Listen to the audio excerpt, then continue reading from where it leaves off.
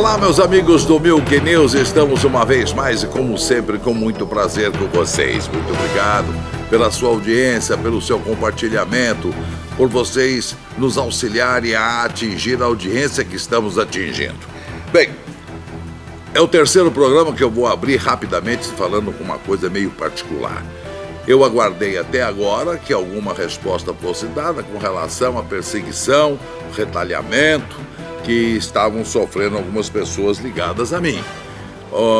Se você preferir, retaliação também é correto, tá? Agora, eu esperava que pelo menos alguma resposta fosse dada, ninguém deu.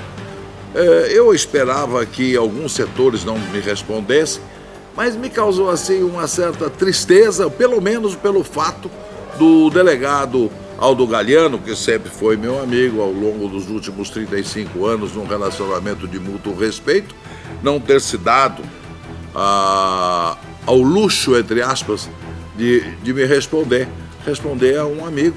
Não é? Então eu vou tomar, meu querido amigo Aldo Galiano, como sendo verdadeira informação que me chegou de que a retaliação de que foram vítimas as pessoas ligadas a mim era do conhecimento do Dr. Aldo Galiano, diretor do The Inter 6, a quem transfiro, lamentavelmente, a responsabilidade por esses episódios. Bem, não pretendo mais tocar nesse assunto, mas apenas vou dizer uma coisa. O tempo é o senhor da razão. Isso dito, eu queria também falar uma coisa aqui que me enche de orgulho, porque recentemente vocês me perguntaram, na época aqui do carnaval, se não me engano, alguma indicação sobre restaurante aqui do Guarujá. Pois bem, nós indicamos o restaurante Hangar, vocês se lembram? Aqui na Avenida da Praia, bem em frente à praia, na Praia da Enseada. Pois bem, agora eu vejo que fiz uma boa indicação a vocês. O restaurante Hangar acaba de ser classificado entre os 5 melhores restaurantes da Baixada Santista. Acaba de receber o prêmio TripAdvisor. Tá bom? É um negócio importante aqui. Então, para aquelas pessoas que gostam de viajar, o restaurante Hangar do meu amigo Valdelino acaba de receber esse prêmio, então nós estávamos corretos quando nós fizemos aquela indicação a vocês. Eu fico muito feliz e é realmente um restaurante que é responsável pela sua clientela. Não há exploração e é de boa qualidade. Parabéns aos companheiros do restaurante Hangar. Isso dito, o assunto do momento, e eu sempre procuro pegar aqueles assuntos que a imprensa não costuma divulgar. Por quê? Porque tem interesse comercial, porque tem interesses outros, interesses políticos, e aqui nós não temos interesse de ordem nenhuma. O meu interesse é levar para você aquilo que porventura você não tenha conhecimento. É o único compromisso, o único interesse que eu tenho. Pois bem, tem um artigo aqui, eu vou começar por esse aqui, uma pesquisa do G1, não sou eu, o G1. O assunto que mais preocupa você na sua região. Região Baixada Santista. Segurança Pública, primeiro item, primeiríssimo lugar, 40%. Saúde, 18%. Educação, 15%. Transporte, o contrário, interessante, apenas 8%. Saneamento, 4%. Iluminação, 2%. Pois bem, 40% é a preocupação maior dos moradores da Baixada Santista. Segurança vai bem, obrigado. Bem, e aqui um artigo também do professor Luiz Flávio Gomes, ele fala sobre a violência.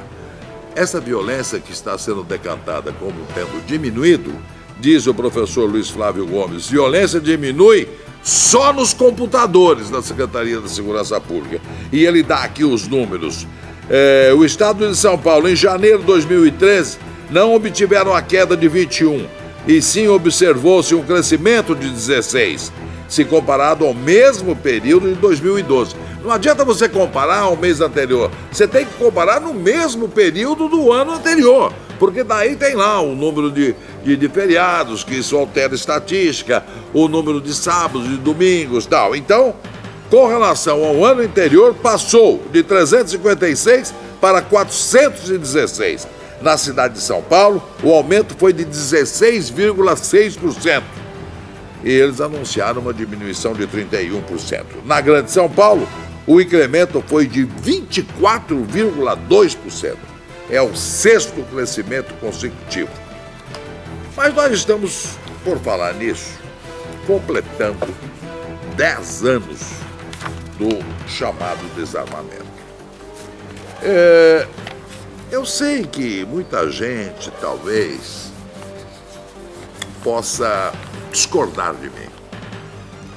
Eu, pessoalmente, eu vou até mudar de câmera, eu vou falar para você que está mais perto aqui. Eu, pessoalmente, não vejo nenhum motivo para essas campanhas, enormes campanhas de desarmamento. Alguém está ganhando alguma coisa com isso. Gastam-se milhões e milhões para desarmar a população. E quem é o desarmado? A população ordeira, o trabalhador, o responsável, o dono de casa, o chefe de família. Esse é desarmado nessas campanhas. Paralelamente, o bandido não é desarmado, muito pelo contrário. Gente, é uma coisa tão comezinha, tão fácil. Quando você vai comprar uma arma, agora todo rigor, e aí sim eu concordo, bastante rigor. Antecedentes, prova de trabalho, exame psicotécnico, habilidade para o uso de arma, tudo isso eu concordo. O custo na taxa é grande, concordo. Porque você, desta forma, você seleciona. Agora, impedir o cidadão decente, pai de família, de ter uma arma de sua defesa na sua casa, aí já extrapola. Aí já é, inclusive, item da Constituição.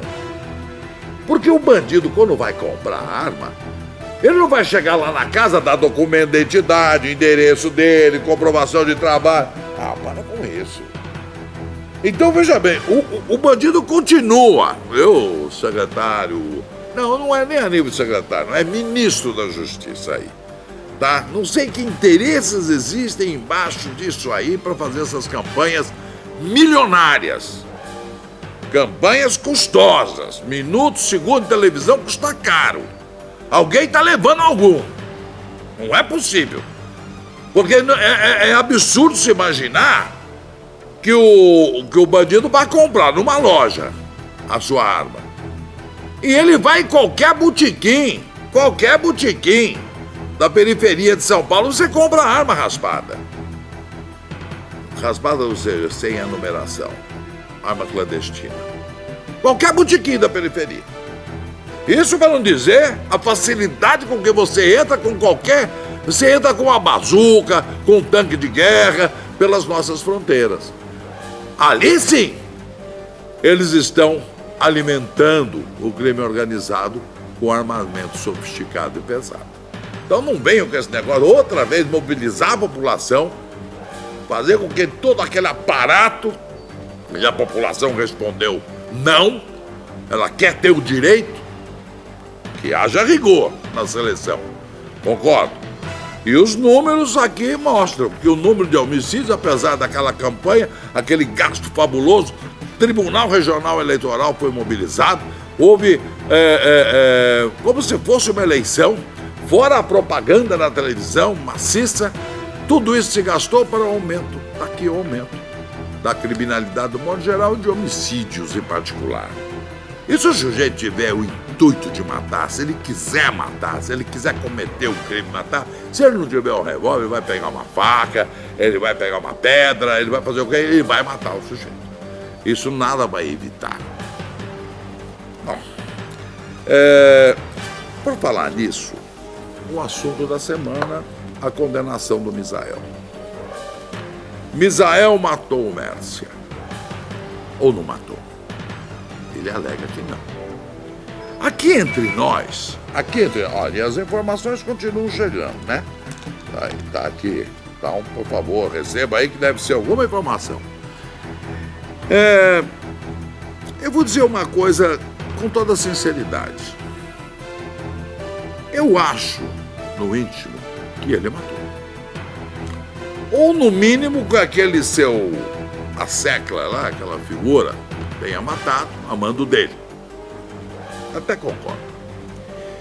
Mas foram tantas as lambanças em termos de laudos, que vinha um, dizia uma coisa, vinha outro, dizia que aquela alga, aquele tipo de alga, é bom que se explique, aquele tipo que tem naquela lagoa, pode ter em outras 10 lagoas, pode ter numa poça d'água, sabe? Pode. E o laudo não estabelece que foi lá naquela lagoa, e nem poderia. Então, as falhas foram muitas. Agora eu vou para um outro ponto. Eu acho também que foi muito branda a condenação, se levarmos em conta que ele era realmente o culpado. Eu acho. Se nós vamos considerar 20 anos, e com todos os benefícios, que eu digo isso aqui sistematicamente em todo o programa, enquanto não houver uma mudança desse código falido, desse código absurdo, desse código envelhecido, apodrecido, de 1941, baseado na legislação italiana, no tempo do Mussolini e na sua ditadura, é o mesmo que com algumas alterações vigora até hoje. Enquanto não se fizer, nós vamos ter aberrações desse tipo. Ele não ficará mais do que 6 anos na cadeia. O total dos descontos tal cai para 7, mas esquecem-se de que cada 3 dias trabalhados você reduz 1 na remissão da pena. Então tem mais esse detalhe que não entrou nesse desconto. Então ele vai ficar 6 anos e pouco, por um crime revestido dessas características todas, levando-se sempre em conta o fato dele ser realmente o matador, que eu acredito pessoalmente. Então, a pena é branda demais. Gil Rugai matou o pai, matou a madrasta, está em liberdade, recorrendo, foi condenado a 33. Ocorre aí que é. Por que ele tem o benefício de um sexto? Porque o crime dele foi praticado há 11 anos atrás, quando não havia ainda a nova lei dos 2/5. Então ele tem direito a um sexto. Se você dividir os 33 por um sexto da pena, ele vai cumprir aí 5 anos e pouco, vem as remissões todas, vem os dias trabalhados, então ele vai ficar 4 anos na cadeia, 4 anos e meio, vai exagerando. Se você considerar que foram 2 homicídios, vale dizer que ele levou apenas 2 anos e pouco por cada homicídio. Isso é um escândalo, é um escárnio, é um incentivo ao crime. Eu vivo dizendo isso aqui, a nossa legislação incentiva o sujeito a ser criminoso. Sabe? Facilita a vida do criminoso. E depois vem aquela coisa já muito surrada. Sabe? Que nenhum homem mesmo pode admitir o chamado crime passional. Isso existiu tempos atrás. Sabe, quando ainda, veja como o código é antigo, quando ainda existia aquele machismo exacerbado, sabe, os famosos machões, coronelões da época, que tinham um entendimento que a mulher era sua escrava, objeto de seu poder, e que então ele matava e dizia matei por amor. Isso não existe, isso está superado, isso é balela, isso é... Então...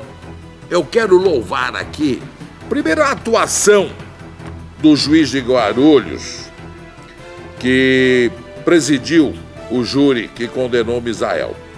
E quero destacar aqui, é bom que seja destacado, a sua sentença, quando condenou Misael. Diz ele: muitos crimes são cometidos em nome do amor. Mas que tipo de amor é esse que se transforma em obsessão? Pois o que se quer, no fundo, é subjugar a pessoa que se diz amar. O amor é a palavra usada como desculpa para se cometer atrocidades com a pessoa amada. Quando é amor, o que se sente, não há o mínimo desejo de se livrar da pessoa amada. O que se denota claramente, no caso concreto, é a força, poder e o domínio que se quer ter sobre a vítima de um crime passional. Não confundas o amor com o delírio de posse, que acarreta os piores sofrimentos, como depressão, sintomas psicossomáticos, ansiedade, baixa estima, entre outros. Porque, contrariamente à opinião comum, o sentimento amor não faz sofrer. Em seguida, ele decreta o máximo que ele poderia, diante das circunstâncias, em se tratando de um réu primário, ele não podia exorbitar mais na dosimetria dessa pena. E meteu uns 20 anos, muito merecidamente, no Misael. Pois bem, eu tenho ainda algumas coisas rapidamente para dizer a vocês, e, por favor, me entendam. Me entendam. Não pensem que eu estou advogando em causa própria, muito pelo contrário. O meu corintianismo não vai a ponto de eu deixar interferir numa coisa tão legal. Eu tenho um amigo conhecido, um advogado, Nivaldo Godoy, que participa dessa minha ideia e até escreveu um texto que eu destaquei porque é muito importante isso. Imagens da TV Bolívia flagraram o menor manuseando o artefato quando ocorreu o disparo acidental. Perfeitamente. Quando houve aquele disparo do foguetinho, agora já se sabe, através da decupagem das imagens, que uma determinada pessoa foi a autora. Uma pessoa. Um rapaz aqui no Brasil se confessou culpado. Ah, mas foi montagem. Montagem ou não, hoje a gravação mostra que o foguete partiu do local onde ele estava. As vestes coincidem. Todos os detalhes levam a crer que foi ele realmente. Mas suponhamos que não tivesse sido. A pena não pode ultrapassar a pessoa do réu. Isso é comezinho. Até na Bolívia deve ser. Mas vamos supor que um só, e ficou claro que um só atirou o foguete. O que fazem os outros 11 presos? Ah, não se estabeleceu qual deles. Então, por incompetência da polícia, do judiciário boliviano, em qualquer das hipóteses, ou temos 12 inocentes todo esse tempo presos, ou temos no mínimo 11 inocentes presos, se um deles for o autor. E isso não pode acontecer. Isso faz com que percamos a credibilidade no nosso Itamaraty, na nossa embaixada na Bolívia.